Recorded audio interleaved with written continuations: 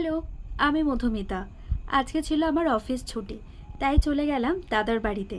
তারপর একটার পর একটা খাওয়া দাওয়া চলছে।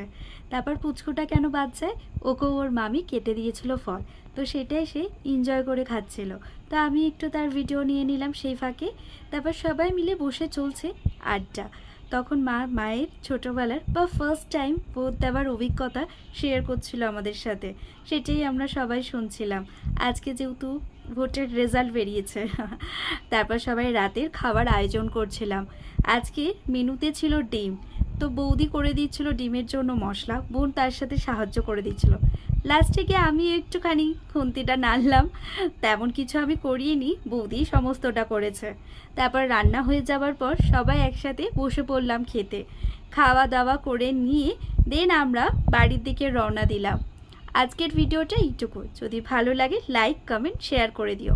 বাই।